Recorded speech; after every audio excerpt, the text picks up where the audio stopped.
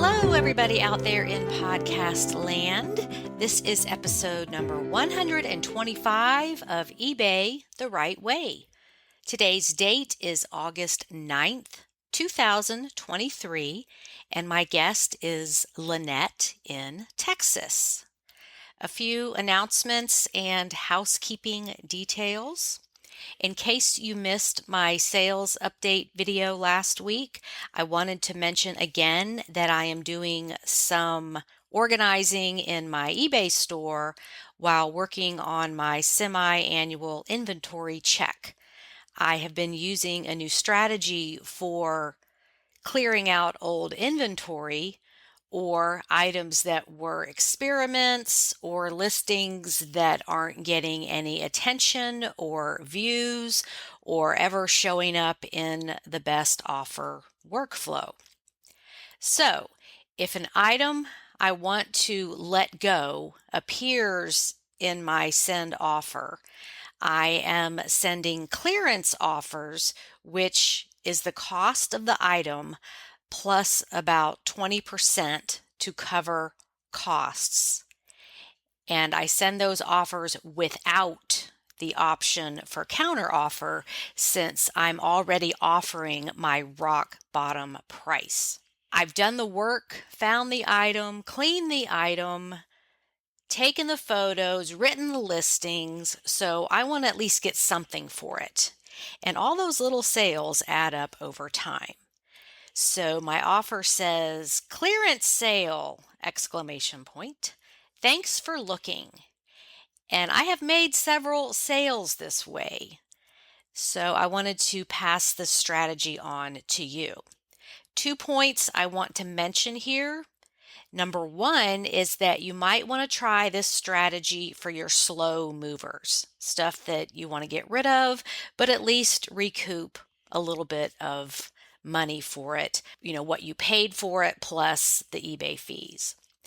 And number two, you can take a look at my eBay store and watch any items you are interested in. You might receive a clearance offer and get a great deal. The link to my store is below the podcast. And one other issue, I receive many emails every week from listeners, and I love hearing from you. However, if you have a specific question about your eBay business or need help with something, it is best to join the premium library and use the help desk service, which includes unlimited email support and a guaranteed answer within 24 hours, usually much faster.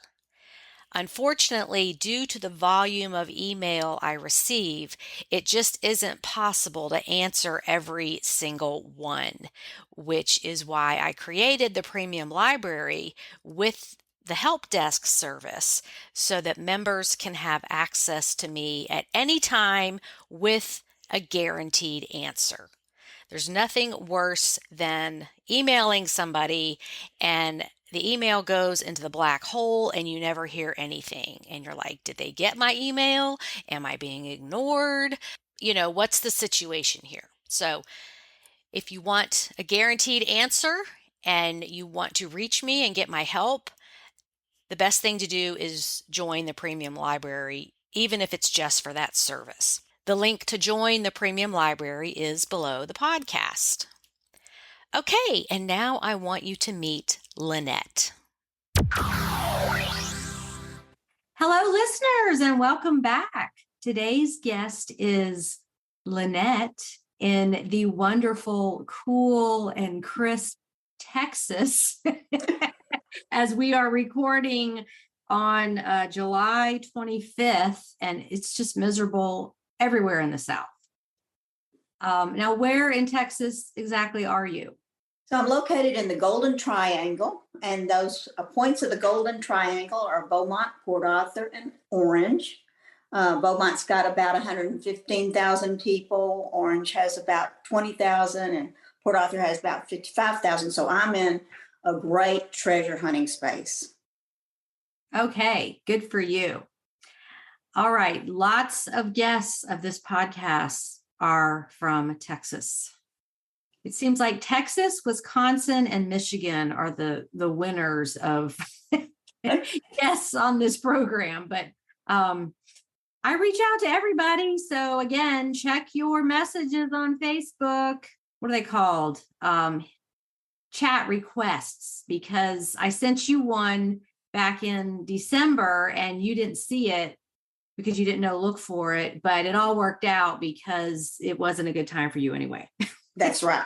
That's So- right. It all worked out to the good. So we connected and it's all good now. Okay, so let's go through our little routine of questions to get to know you. What brought you to eBay and when? Well, I was on eBay in 1996. And the story is, once upon a time in dial-up land, there were these gatherings. They were called news groups. Okay. And I was on the news groups that had to do with books, and in particular children's books, because you've referenced the fact that some of us are buying back our childhood. And so I was in the point of buying back my childhood with little golden books. Okay. And so we would talk in the news groups about buying and selling, and I would buy a few and sell a few. And at one point, I even ran across a book about the Titanic and sold it to somebody unknown who sent me a check for $50. And so I was hooked on the reselling piece before eBay ever came along. And then eBay came to be in the news. Somebody was in San Francisco who collected Pez dispensers, and they were starting out this company. So it was not a big jump for me to join eBay because I had already been sending and receiving money and goods through this interaction in the news groups. So I jumped right into eBay. And in the beginning, it helped me buy more little golden books. I would sell things on eBay and buy golden books, and maybe a few other things. And as time went on, I always auctioned, and I taught biology. And I know every teacher understands that after about 10 years of 15-year-olds, you get a little tired. And so I decided to take a respite and work just in the afternoons. One year, an opportunity came along. And so during that time, eBay was a little supplemental income because I had cut my income in half and we cut back. But that's what eBay was to me at that time. And then went back full time and just kept working along, and finally came to the point of 2019 where I was keeping my great niece, and I found out that there were all these Facebook pages and YouTube, and I never knew that there was anything, really, honest to goodness, didn't know there was anything until 2019 other than auctions.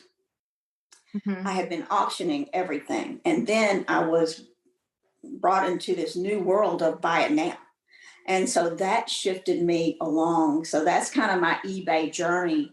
And so now I do about 3 to 12 auctions a week, and the rest is buy it now. Mm-hmm. So, now, do you mind sharing what year you were born? 1955. Okay, so you're definitely a baby boomer. Okay, now are you retired, semi-retired? I'm semi-retired. Okay. What do you do when you're working, or whatever you want to call it? My work now, I no longer teach 15-year-olds. I teach more 50-year-olds because I work as an adjunct professor for a university. Oh. I worked full time as a professor and retired about 5 years ago.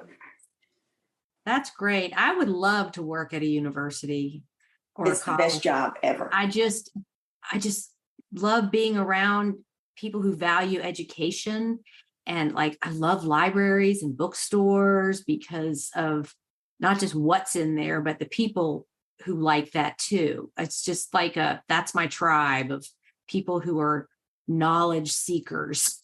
Yes, it is the best job ever.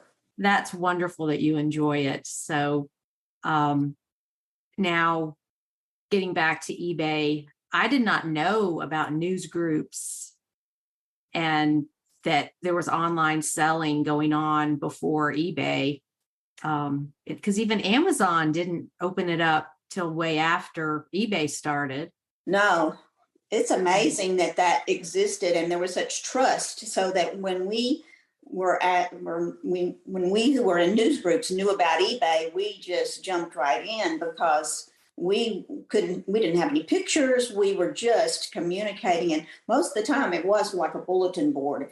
I learned about some series books that besides Nancy Drew and the Hardy Boys, there's Judy Bolton and Chip Hilton and people who were buying back their childhoods at that time were paying big money. I was just looking for Chip Hilton just before the podcast, and if you would find that last one in the series called The Hungry Hurler, would bring between $200 and $300. So nice. Yeah. So that was my learning piece during that time, was people were looking to complete their series. Okay, so now you have evolved to selling all kinds of different things. Yes. Because I see your posts on the group, and you just do a great job. So let's talk about some things that you've sold and where you got them and all of that. So I wanted to kind of think about the 3 fun things that were profitable, but not as much as the other 3 that I'll talk about that were really big sales. And so the first one was when we lived in Central Arkansas, when I was teaching full time up there, we would drive to Memphis once, maybe 2 or 3 times a year. And there was an estate sale, and I've come to find out that there are 3 types of estate sales. One where nothing is priced, one where all the expensive things or those things of value are priced, and then the third one, everything's priced. Well, we were visiting an estate sale that nothing was priced, and there wasn't much for me there, but I went up back into the bar area, and there was a shot glass for Hard Rock Cafe with a yellow circle, and those were big at that time. And so it was 50 cents. And I said, well, I can make $15, $20 perhaps. And so when I put it on, I immediately got a message saying, will you take 50? Well, that's when you know that you've got something good. So all said and done, it sold for $175. And the fellow who bought it was in Ireland, and it was a Hard Rock Cafe, Antwerp. And I asked him, why so much? Why did you bid so much on this? And he said, because it had only been open 1 year, and that monkey had been on his back forever. So he had been searching for that Hard Rock Cafe glass, shot glass, for a long while, and he was willing to pay for it. And the second one was, how much did you pay for that shot glass? 50 cents. 50 cents, and it sold for about $175. See, now all the listeners, they're hitting pause and they're running to the thrift store to look at the shot glasses. Well, and there are a few. I mean, I've sold another 1 or 2, but most of them, are not worth that much. And that's why I was shocked that bid kept going up and going up. And the second fun one was a letter. The estate sale was one that had everything priced, and they had advertised that they had some old letters, and ephemera is one of my favorite areas to sell. And so they had a letter, and I paid about $3 for it. And it turns out it was from Helena, Texas, which is now a ghost town. And the interesting piece about it was, and it didn't sell for more than $25, but I learned a lot because the letter was from one attorney to another talking about how poor business was, and it was in May of 1885. What had happened was in December of 1884, a Colonel Butler's son had been shot by a stray bullet out of a saloon, and he went to ask who had done it, and nobody would say anything. And he said, I'm going to make sure this town becomes a ghost town. and he had the clout to move the railroad 7 miles out of the way. Mm-hmm. And so it became a ghost town. And the person who bought the letter lives in the county of the ghost town. So that was fun to get it back to her. Okay. Yeah, that's very interesting. Yeah. How all these connections are out there that we don't know about. And just, somebody's going to want that letter with that postmark on it, or the name on the letter might be somebody's name in their family, and it's just a coincidence and stuff like that. It's just the reasons people buy ephemera is they're just all over the board. And that was fun because I learned there's something called a Helena duel that people might want to look into, because that was a pretty gory site that originated in this little town. They were tough back then, I guess. So I learned a lot buying that letter. And the third fun one that I wanted to share was, I don't know about you, but my family always kept things on the windowsill. Just pretty things. And so now I've learned to look on the windowsill at those estate sales where only a portion of the items are marked, because I went into this home and on the windowsill was this little 3-inch cat. It was like a lucite plexiglass cat with lines through it, like an optical illusion. Mm-hmm. And so I just thought he was cute. I picked him up, again, paid 50 cents for him. And when I Google lensed him, it was a man named Palatnik who made this little figure. And he's from Brazil. He did those in the 70s. So I had to think that little cat may have been in that windowsill for years. And he sold for about $75. So that he's a great artist. This man has made all kinds of things, and his things always sell for good money. So that's the third little different thing that I found happenstance just by looking on that windowsill. So yeah, I've started doing more estate sales, and all the companies are different. And, some of them don't take credit cards or Venmo or anything electronic. And every time that happens, I'm like, why are you not on board with technology? Because if they take either credit cards or Venmo or Zelle or any of those electronic things, you'll buy more. You may not have enough cash in your pocket. And I don't understand these ones that take checks, and the checks take like 2 weeks to clear. Why are they not on board with what's current? They'll make more money if they accept more payments. Yes, there's a fee. There's a 3% fee or whatever it is with the credit card companies, but you just pass that on to the buyer. Well, my 2 cents on that might be that I know that in my area, there are very reputable estate sale companies. Mm-hmm. However, none of them appear to keep any records of money being taken in. Are they like franchised, or are they just independent companies? And so they're taking in this cash. And so my I don't know that. Law-abiding mind didn't even go there.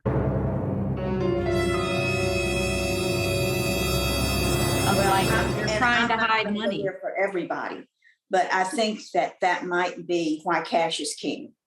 That's enlightening. See, I never would have thought of that. I'm a business person. I'm like, how can we make more sales? How can we accommodate more people?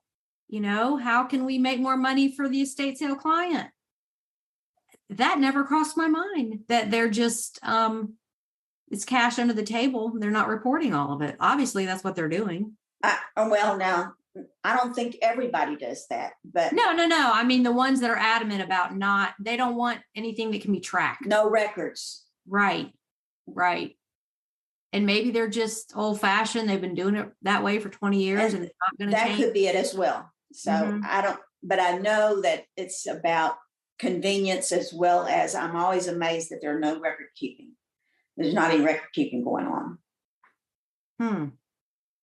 You think that would make them stand out as a target for an audit.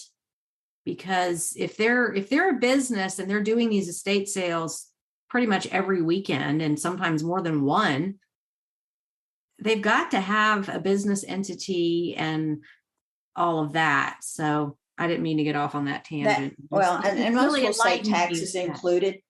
And some, I do have one or two that will ask me to pay additional tax, but that's just something to think about. Okay, Not that well, we can thank do you anything. for that, because I'm pushing myself out of my comfort zone and doing different things now. And I'm like, why are all these companies so different? And it'll say on their website or on the estatesales.net, I think, Yeah. the payment types they accept. And I'm just not comfortable carrying around wads of cash. I'm a single woman doing this by myself. And, who knows if somebody's sitting out in the neighborhood watching for people to bonk over the head and take their money. You're just a bigger spender than I am. My friend and I No, tease I'm that. not. We spend more than $10 at one, then we've spent a lot. I'm just cautious, and I know that I just want to be able to buy things if I see them and not figure out how much cash to bring. Some people don't care. Some people just carry a lot of cash all the time, but I'm not comfortable doing that. So whatever. I'm good. I'm with you. Okay. All right. So let's get back on track and talk about some more of your sales. So my most amazing sales are ephemera and books. And so the most amazing sale so far this year happened in June. And I walked into an estate sale in the garage where I know these individuals, and they set a man up out there who my opinion is that his pay is whatever he takes home from the garage, because I don't put the good stuff in the garage. Right. And I walked up, and there was about a 2-inch stack of wrestling programs. And I thought, I've never seen any wrestling programs. And so I picked them up and I thumbed through them, and they were from the 60s, 70s, and 80s. And I thought, there can't be very many of these out there. And there was another softbound book with programs from 82 to 83. So I picked that up and I took it to the fellow, and I said, so what do you have on this? And he said, let me think about it. So I left them with him and looked around a little bit more and came back, and he said, give me $40. I said, okay. And so that's a big deal for me. I don't usually spend that kind of money at an estate sale. So I handed him the $40 and went back to the car and started looking at them. And I Googled a little bit, and I knew to look for Rocky Johnson, the Rock's dad. I knew he was a wrestler.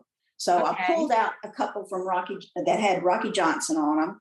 And then I divided them into decades and I put them up for auction. And I don't know why people don't like auctions, because when I can't find much about something, I auction first and then shift it to a buy it now.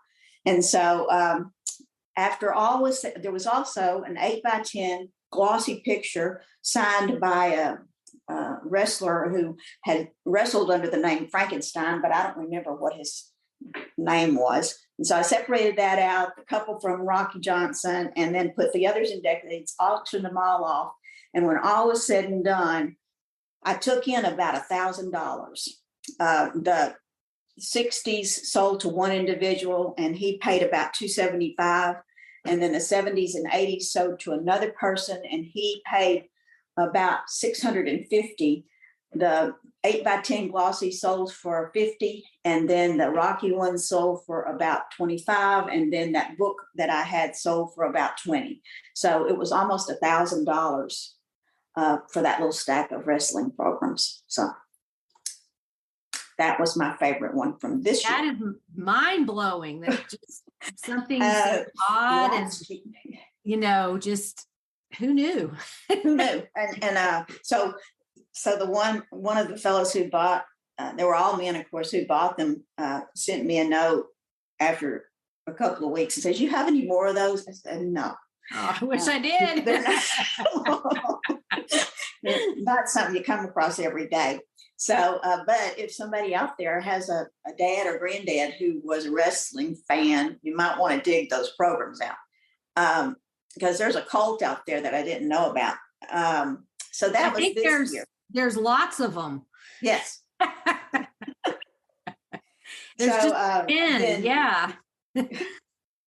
Last year, it was a cold February day, and it was just drizzling rain and cold in Southeast Texas. I was up in a more rural area, and it was about 40 degrees. And so my husband and I went to this estate sale. It was afternoon. It was about 1:00, and it was inside of a warehouse, and there were books all along one wall.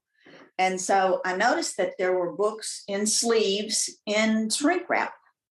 And I pulled off a couple, and they were classics. So my son's a little bit of a literacy buff, a literary buff.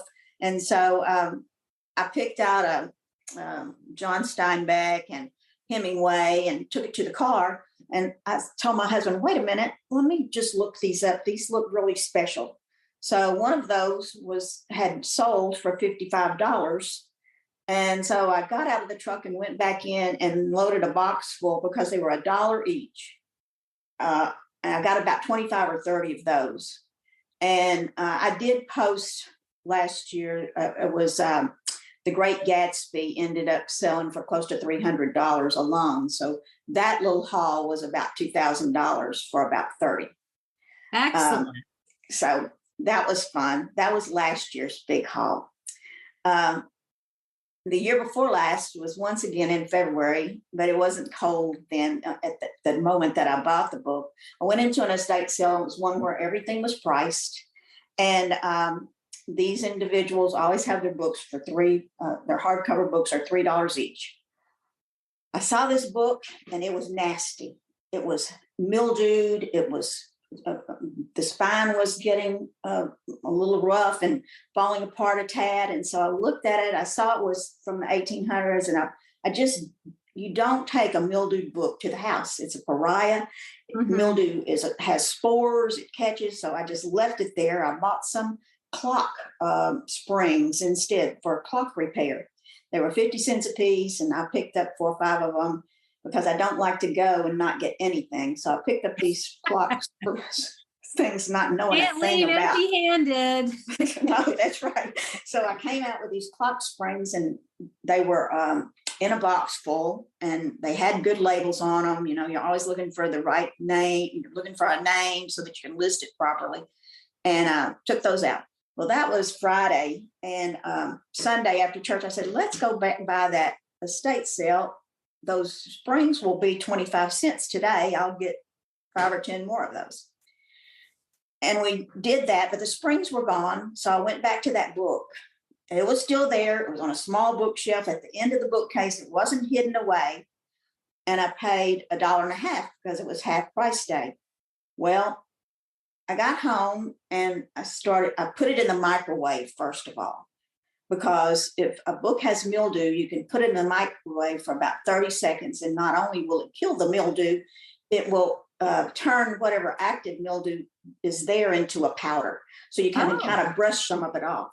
Okay. And so I cleaned the thing up as well as I could. And it was Sunday, so I was going to put it up for auction that night. I had learned in the meanwhile that it was a Texas A&M yearbook. And I then learned that it was the first yearbook. Well, none had been sold, and it was, like I say, in nasty condition.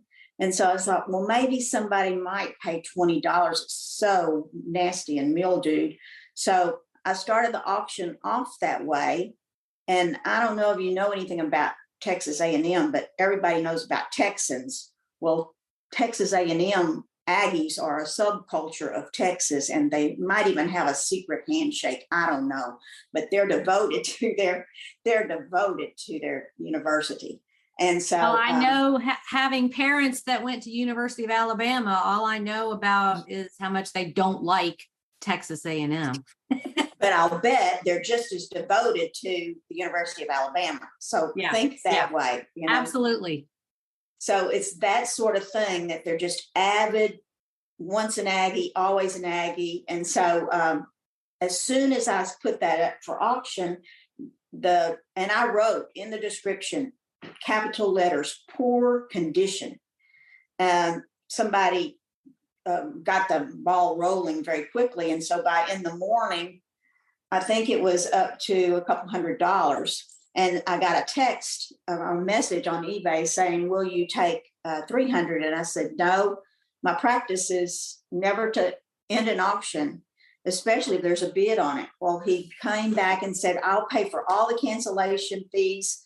Will you take 500? And I said, no, I'm not going to end the auction. Well, he came back kind of smart then and said, well, it's just a barn find. With right then, I knew he wasn't from Texas, because the only thing in Texas is poop and hay.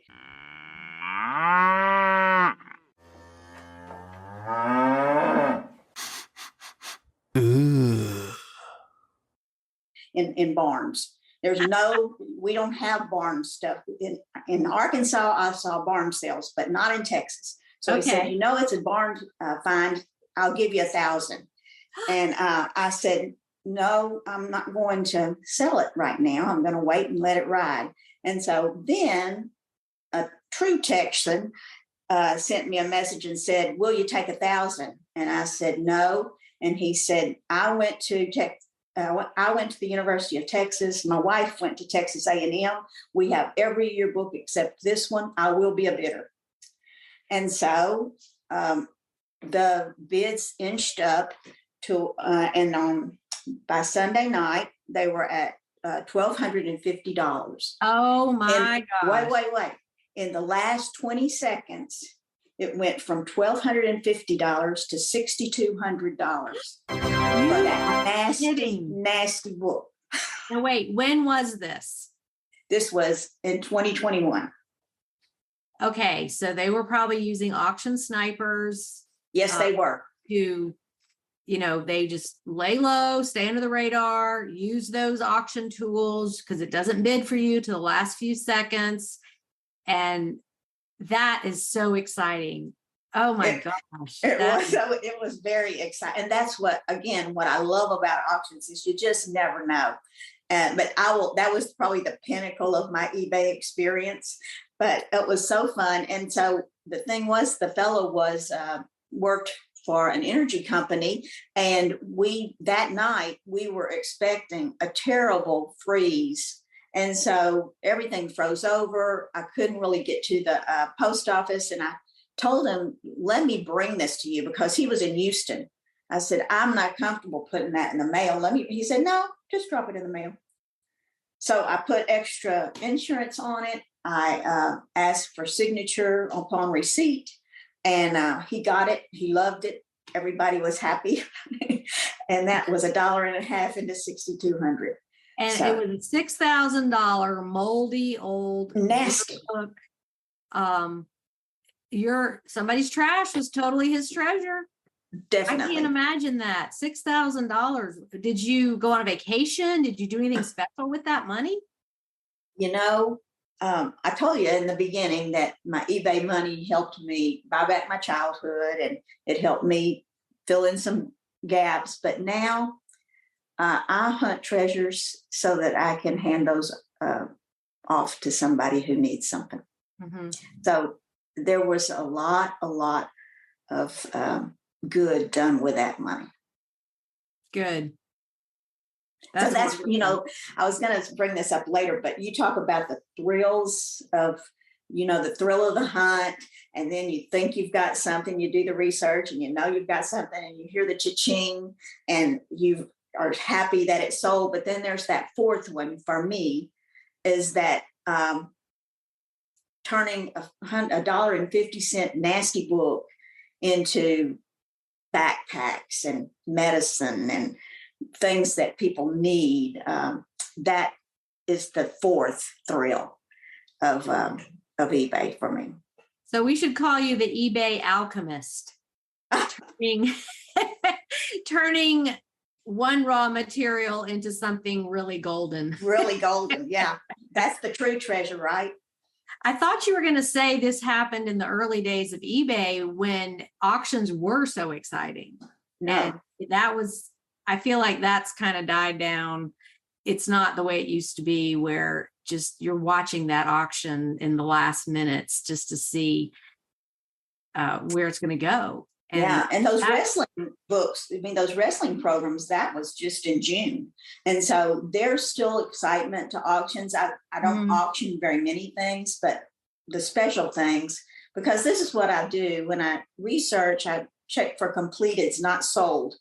And if only one completed item has sold, then and you go back into Chesapeake then and you only find the one item, then we truly don't know what the value of that is, because somebody could have that as a favorite.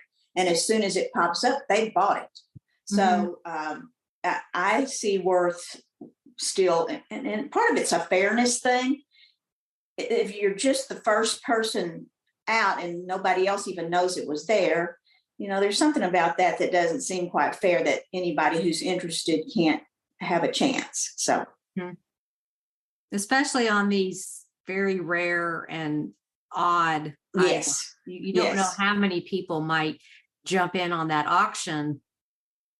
There's just no way to know. If the only completed item sold as a buy it now, there's no way to know unless you auction. And if you put it on auction and you don't get any bids, well, go to buy it now. All you've done is, lost a few days, and you just go put it on buy it now with the best offer and see what you get. Yeah.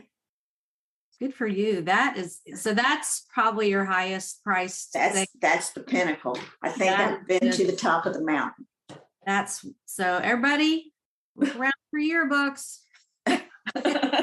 You don't know what they're going to mean to somebody. And that first University of Alabama one might be out there that somebody's waiting on. Well, I think I mentioned that when my mom came to live with me for a while, we went through her stuff, and she had some University of Alabama. It's called the Corolla yearbook from when Bear Bryant was there. And those, I think they would sell for a lot more now. This was back when I first started, like 2003, 2004. And of course, I didn't know what I was doing. I didn't know people would want them. I just let's throw everything out there and see what we get, like you're fishing. And in fact, I was at an estate sale, and there was a whole box of yearbooks in the corner of the garage, and they didn't have any prices on them. And so I asked, how much are the yearbooks? And they're like, oh, those aren't for sale. We found them, and they're personal items that the owner wants back. And I'm like, well, why the heck did you rain on my parade and put them out here where I'm going to see them and want to buy them? That's right. So yeah, things like that happen. So, okay. You have any more sales on your list? Wow. I'll tell you that something that surprised me is vintage pencils. And I don't know if people have talked so much about that, but recently I found we're in an area of refineries. And so technology is usually on the cutting edge here. And I found some pencils that were IBM pencils used to mark those cards that long ago we used to mark. I'm supposing that's what they were called, because they were some kind of electro something IBM pencils. And there were 2 boxes of those for $1 each that sold for $85. And so I really started looking for vintage pencils, and I've sold quite a few less expensive ones for $20 to $30. And if they're in their original package, and of course you always look for the ones that don't have a UPC, but yeah, I've done pretty well with those. And just the mundane, was it Stephen from Alabama? He talked about incandescent light bulbs. So now I got to find some light bulbs. And I did. I found some nice light bulbs for $3 and hold them pretty quick for $25. So I'm always looking for things like that too. Just in the utility room, in the laundry room, in the bathroom, there are always treasures to be found. About the light bulbs, I know something legal happened back in February of this year. And they're not making them anymore. No. And so they're not being sold in like retail stores, Walmart, Home Depot, all of that, but you can sell them on the resale market. So who ever dreamed incandescent light would be valuable? Like another, if I had only known, I would have stockpiled these. Right. So I was looking at pencils when you were talking about that on eBay, and there's several brands that sell very well, and the one I remember is Ticonderoga. And then there's another one. What is that brand? We're not talking about like cross pens and pencils. We're talking it was just like Empire pencils from the 60s or 70s in the package. I will look that up and include it at the end because I did some research on that at some point. Now I know the Prismacolor colored pencils. Yes. Those do well because they're just the superior colored pencil.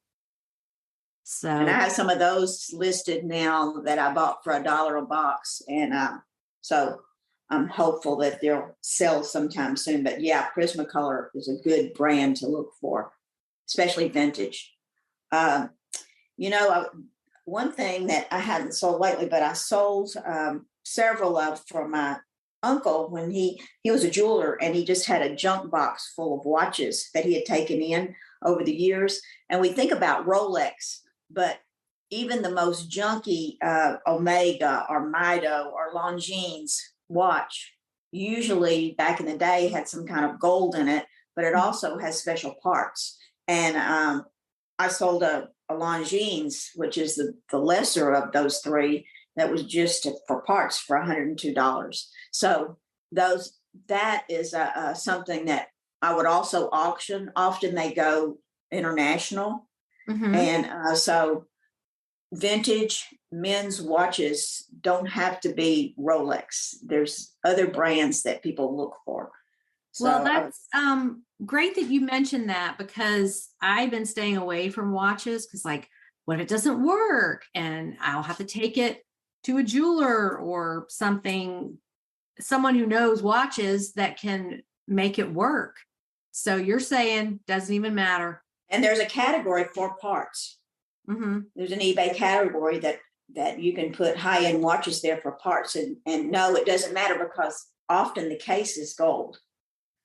And what you want to look for is Swiss made onto the face. So at the bottom of the watch, it'll say Swiss made.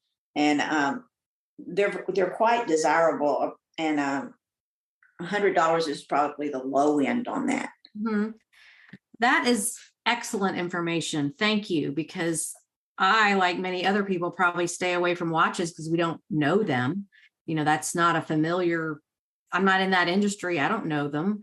I know what I had growing up and as a young adult, and then phones came along and didn't wear a watch anymore.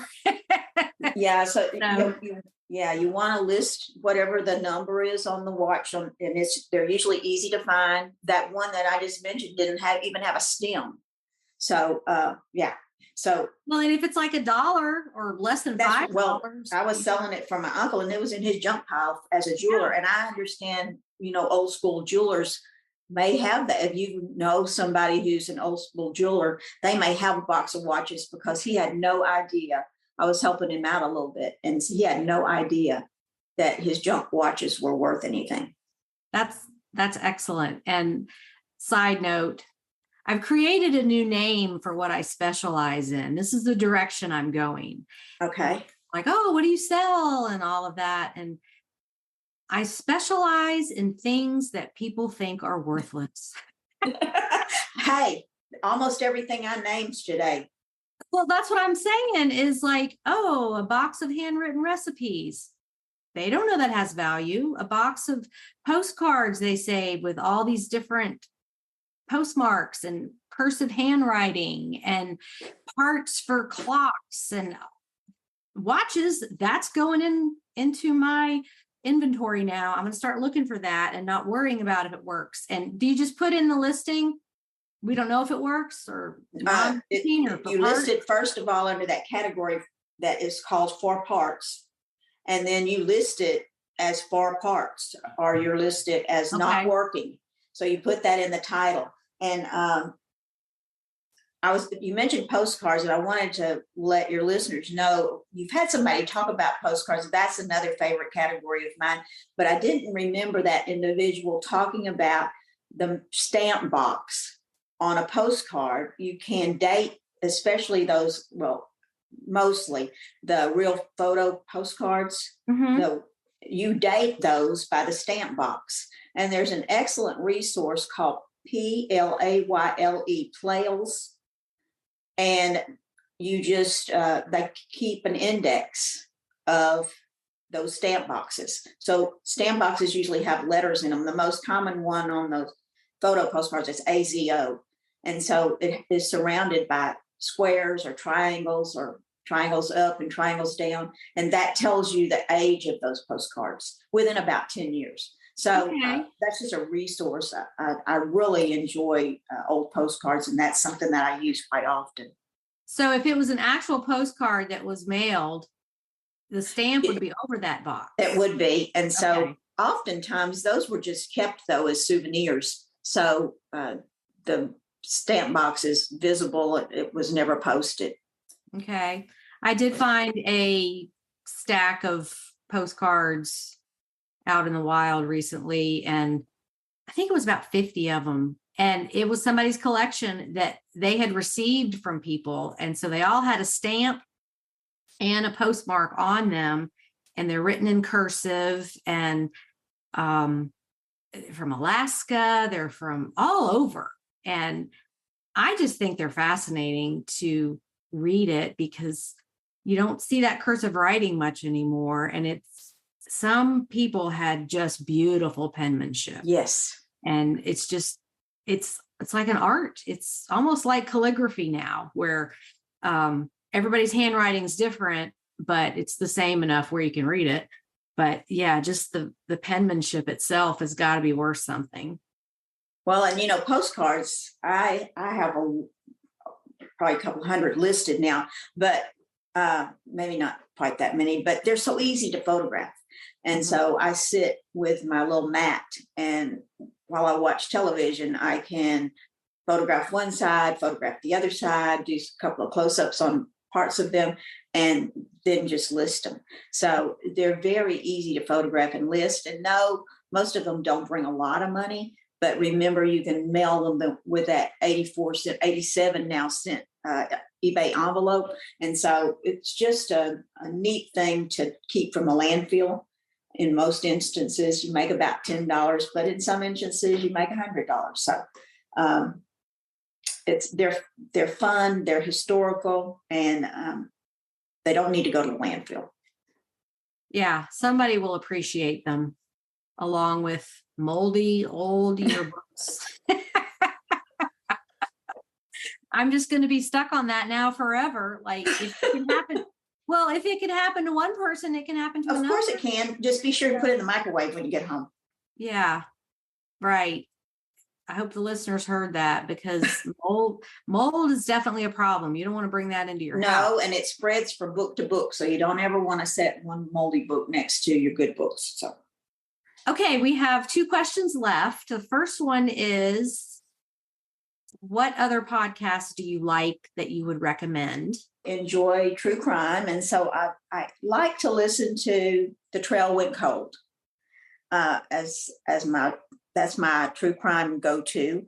And then I always enjoy listening to Stuff You Missed in History Class, because it's just some interesting topics that those women have to talk about. So yes, I have listened to that. They had some interesting ones on, like, Lizzie Borden and very famous people, but like they give you some more. What was the other one? Typhoid Mary. I listened to that one. I was like, ooh, to live during that time and have this horrible illness and not know how it's being spread. So they're very good. I enjoy those too. Okay. And then any advice for those getting started, or in your age group, or just any advice for the listeners? For getting started, I wanted to mention those thermal printers. Don't get one immediately, but if you find that you enjoy eBay and you get your account up to a few $100s, that would be a first purchase that I would make once I knew that I was going to stick with this, because it is an ultimate time saver. So I would get one of those. I'm always surprised at people and how they title their items.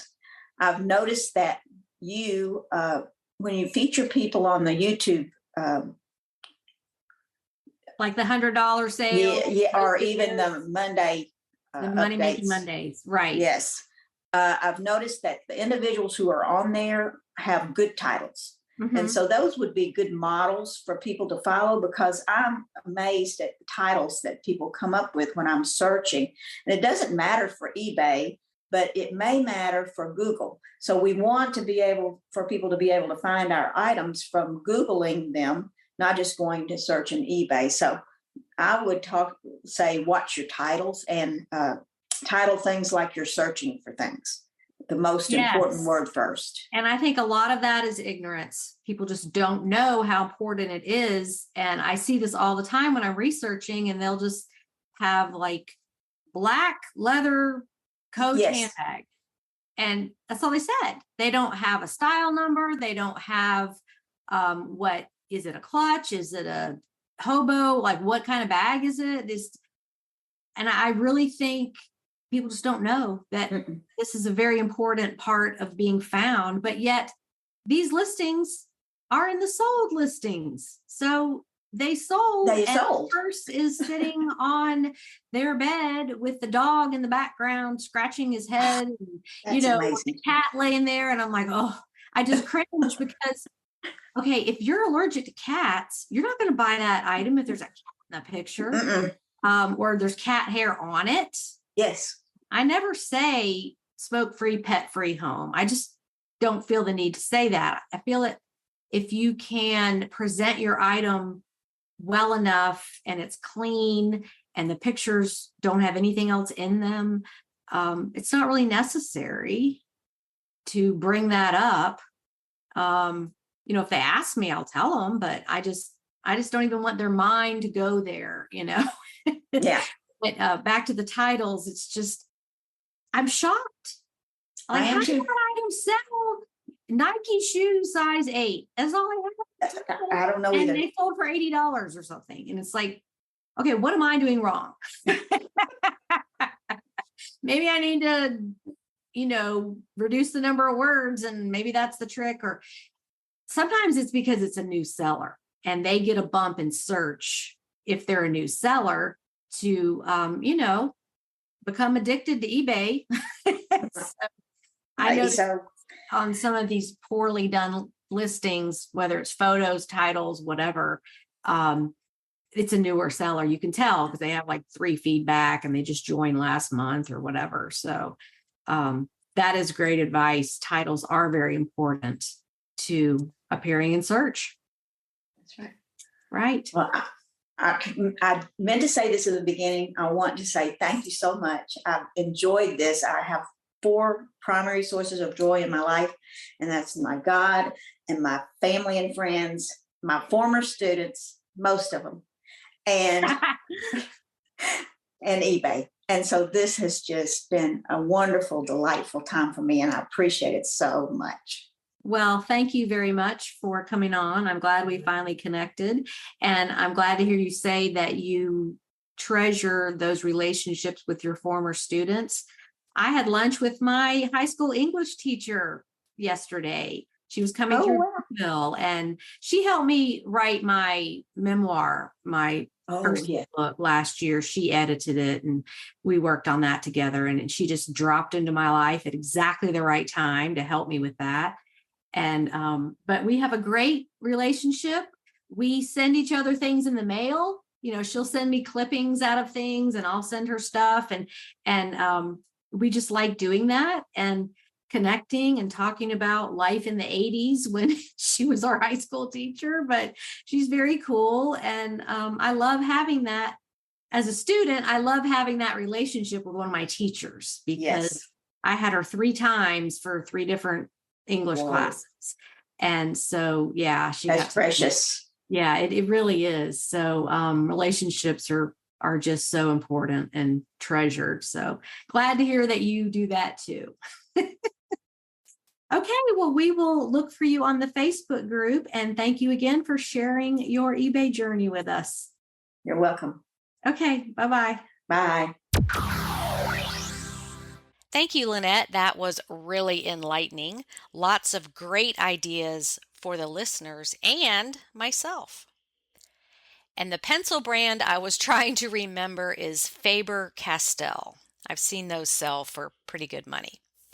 Okay, on to today's trivia question. I try to tie the question in with something discussed in the podcast to make it relevant.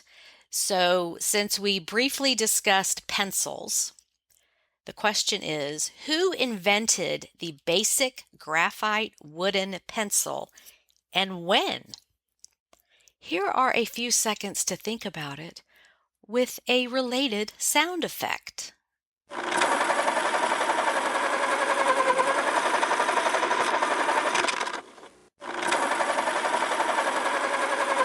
Okay, here is the answer. Modern pencils arose thanks to a bit of luck and some creativity. In 1564, a tree fell down in England and unearthed a large deposit of graphite, an incredibly valuable mineral. Unlike lead, graphite could leave dark gray, almost metallic marks on paper. Despite being made of carbon, many believed it to be lead. According to NPR, a Swiss naturalist named Konrad Gessner created the first depiction of a pencil in 1565. His drawing portrayed graphite inside of wood. That illustration became popular throughout Europe. But it wouldn't be until the 1700s that pencils as we know them started taking shape. So another happy accident that resulted in a product that has been around for hundreds of years that pretty much everyone has used or will use at some point in their life. Okay, that is a wrap for episode number 125. Next week, my guest is Allie, who has only been selling on eBay for a few months, and she is doing an outstanding job.